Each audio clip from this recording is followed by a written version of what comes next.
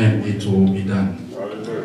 If you believe, you will receive whatever you ask for in prayer. This is the Bible reading we have today. Blessed is he who has not seen but has believed. You can't use protocol to silence me. I've seen people who have ganged up to me to silence me, because they know what Brother Fred can do. Now, we have heard much about faith.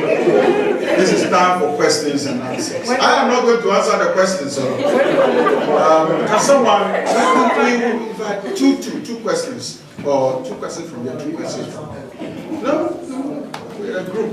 The question will be thrown to the group. So, the first question, you have a question here. So, I met a lady yesterday, we were doing evangelism, and she was just really down and out, and she just says, you know what, I have no faith anymore. So, my question is, what do you say to somebody like that? When they say that, you know what, I'm tired, I've given up, and I no longer have any faith, I don't believe anymore. Church, do you hear the question? Who can help us? Clarify, is she a Christian? Oh, she knows she's been in the faith. Okay, so what I would say, I use my what happened to us in terms of the burglary. So I was saying to my husband, when I'm getting home, and even when I'm in the house, I'm scared, and I'm not that type of person. I've never been, because I haven't gone through that incident before. But then I also have to stand on the word of God. That is the only way. Like our brother said, your natural faith gives up. That yes, the burglary has come twice this year to my house. They've come to take our cards. They've come to twice this year. They've come.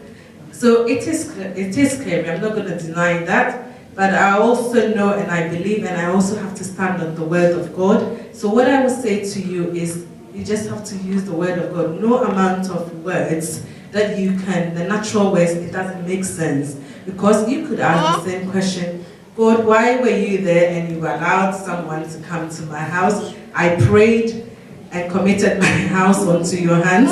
I plead the blood. I covered, I do everything. Yet, but the other thing is, I always say, whatever it was meant, we've got our lives. Because the first incident, all my family were there. My daughter had come from uni, my son was there, my husband was there. We were in the house, they came, got the keys, drove the car away. It could have been something else. All 4 of us, whether they sprayed or not, we don't know. This second incident, it came, I had come back from uni, I was saying, and then I came to get my son's car and left. Whether the person was monitoring me, because the short time that it had happened, and it wasn't a working day, a full working day, we go every day. This was Monday, we had gone, Tuesday we had gone, it happened on Wednesday. We went on Thursday, they didn't come, Friday they didn't come. Who has got the answers? Nobody. So all that I will say to you, to say to this person, if there is, to use the word that God has said this, you've still got your life. Like what I always say is, like Paul says, we are pressed, but we are not broken. We will not be broken. And like our brother said, God, you will be through it. It doesn't say you will escape it. It says you go through the waters with you, you go through the fire. So you will definitely go through, but it will happen. You have to go through, you're not going to escape it. So it's when you're going through to have to believe that, yes, God, I'm not going to die in this situation. Even as in the book of Job, God is the one that, so you will remember pain and you also forget pain, especially for the mothers that have gone through childbirth. It, as painful as it is, you remember it when it's happening, but then you also forget it. So that's what I'm going to say. It is only the word of God that you have to reiterate it to this person. That yes, you might be going through this. Acknowledge it, yes it is, but it's not going to kill you. If you give up, that's the end of it. But just keep pressing on. God is with you, and yeah, little like it will build up. Just don't say, just little, just keep believing and praying with you, and God Thank is you with you. very much, sister. Your experience is a bit frightening, but we all pray that God will give us the faith, that kind of supernatural faith, to stand when we go through certain things. Times when I hear you, I panic. The next question should come from this. Or you want to say something a little bit? I give Jeff Amen. Amen. Amen. I think what our sister said is very right. I want to give a testimony. When I was coming to London, I did a We're coming to London many years ago. But I have a point. No, I was speaking this morning. Because please, finish what I'm saying, then you can laugh. When you remember what God can do, it keeps you going and it builds your faith. When I was coming to London, again I'm going back, I did a transit from Nigeria because of my plane ticket and all that. So I've waited for a week in Nigeria. I'm now at the airport checking in to come and board the plane. I board the plane, I was sitting there. Then one of the flight attendants came inside the aeroplane and pointed at me, "You come down." That's why I'm saying, let me finish what I'm saying, then you can laugh or you can praise God. Just let me go ahead. So I was called out and she got my passport. "Where is your passport?" She asked me for it. I gave it to her. So I had to follow her. She said, for whatever reason, they spotted something and I need to follow her. So me and her were coming on the ringway or whatever, where you walk into the plane, because she's come and called me out. And I'm a stranger in Nigeria. I was coming with somebody. Somebody did all this, for me.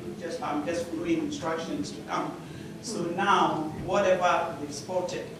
So in between the ringway to where she was taking me, I started explaining. She wouldn't listen. Then all of a sudden, I think it was a pilot at that time. I was naive. We don't even know the difference, but he was a man with a higher authority. So when he saw me and the flight attendant, I was trying to explain that I don't have a clue. I don't know. If you ask me anything, I can't answer because I'm just traveling with somebody. So the man came and saw what was going. He saw what was going. He was passing, and at the right time. So I called him and I said, "Sir, I'm sitting in the plane. The lady has called me. I don't know." All that the manager said, "Leave her alone. Let her go back to the plane.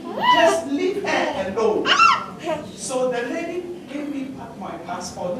I sat in the plane, and the next thing the door shut up and we took off.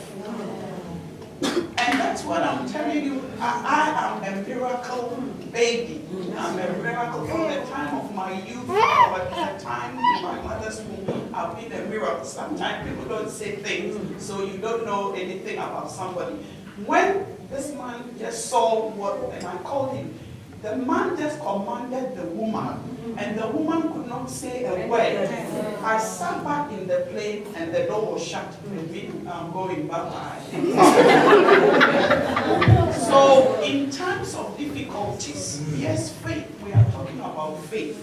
And, when we trust God, it's real. When Daniel was in the lion's den, God showed up. At the right time, one of the preachers said, you don't tempt God if you don't need it. But when you need it, real, and God knows that you need it, He will show up. So let's build our faith.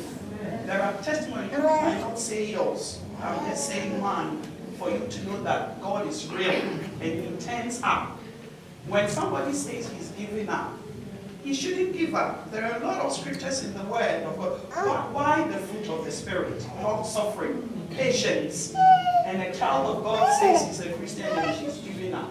Why should we give up? Yesterday, a Catholic minister says you become an agnostic. Why? Because God says He's omniscient and omnipresent, and when somebody asks Him, He can't explain. So because of that, He's changed serving God. If we know our word, there is nothing that can temper our faith. If you know that when you close your eyes and you are standing before God, heaven is, you are going to walk on gold. Why do you not have faith?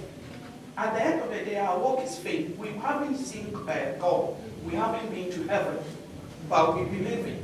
That's why we've left our comfortable zones and we are here. But I perfectly know that everybody who wants to serve God faithfully, God will give you something to hold on. I sat in the plane and the plane just took off. So you never This man, I have no reason. The man just said, leave her alone and let her go. This thing is scary. Wouldn't it be an angel? That's what I mean. Very scary. Human being, an angel, because the girl knew the man, whatever the manager said, I don't want to hear from you. Just leave her and let her go. And it's God that showed up.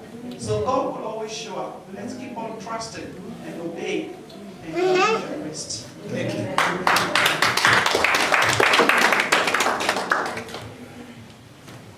Hi, my name's Eva, and I've been a Christian for a number of years, and I've found that over the years He's given me a portfolio of all the things that He's done for me, so that when I go through difficult times again, I can think, well, you've done this for me, you can do this for me.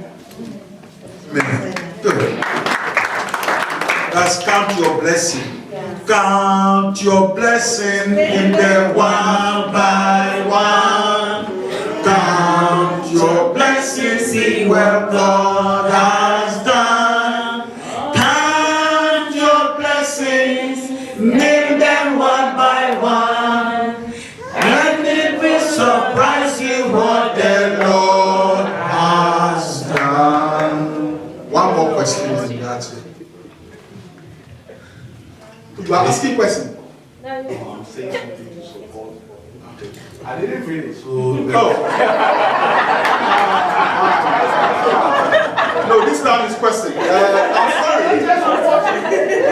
This is question and answer. So we have one more question in there. it says the just shall live by Faith.